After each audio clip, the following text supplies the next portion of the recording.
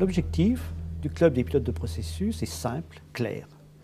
C'est de dessiner ensemble l'avenir du management.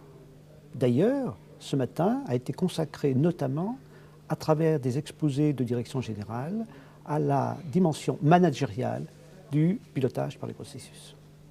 Nous devenons progressivement le référent en matière de pilotage par les processus. Et pourquoi? Tout simplement parce que nous sommes le seul club qui prend le pilotage par les processus dans toutes ses dimensions, à savoir la dimension managériale, la dimension organisationnelle et la dimension instrumentale.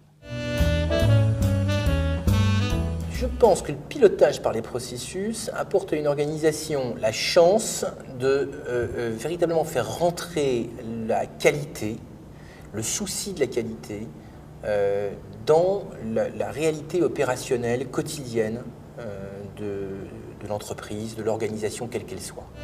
On ne peut pas séparer la mise en place d'une gestion par processus de la conduite du changement. Donc pour que ça marche, il faut que ça soit opérationnellement constaté au niveau de la clientèle et en particulier dans les agences. Ma fonction de pilote, elle m'a beaucoup apporté, elle a élargi mon domaine de compétences en tant que pilote. Je n'avais pas toutes ces compétences de coordination de projet et ça, c'est très important. Quand on écoute Toyota depuis le début, depuis les cercles de qualité, on sait que pour bien piloter un processus, il faut faire que tous les acteurs du processus participent, collaborent, apportent leur contribution. Simplement, ce n'est pas toujours facile. Et les outils 2.0 donnent une nouvelle façon plus simple et plus immédiate pour que tous les acteurs du processus L'orientation 2.0 dans la conduite des processus, ça n'est pas une option, c'est quelque chose qui va devenir obligatoire. Le pilotage par processus est un outil. Donc on peut piloter de toute une série de manières par les processus. Et en particulier, l'idée de piloter par les processus n'indique absolument pas le type d'objectif qu'on fixe au processus. Donc je crois que ces derniers temps, on a trop insisté sur des objectifs de réduction de coûts, des objectifs de logique financière, et pas assez sur l'intérêt des autres parties prenantes de l'entreprise, les collaborateurs, les clients, en partie oui, la société civile, et qu'il faut retrouver un équilibre dans tout ça. En gros, il faut remettre l'homme au centre du processus et pas seulement la logique financière.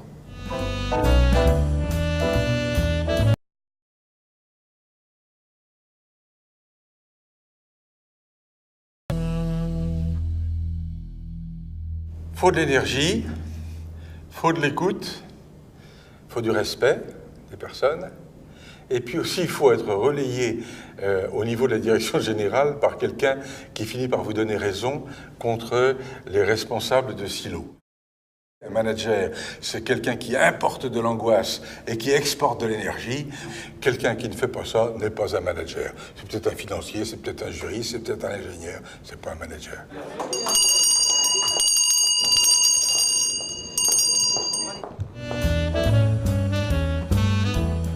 Moi je suis là depuis 9h, enfin depuis 9h, je trouve que c'est une excellente journée avec des intervenants de très très bon niveau qui nous ont parlé de choses très concrètes sur comment piloter le management, comment faire du vrai management en situation de crise.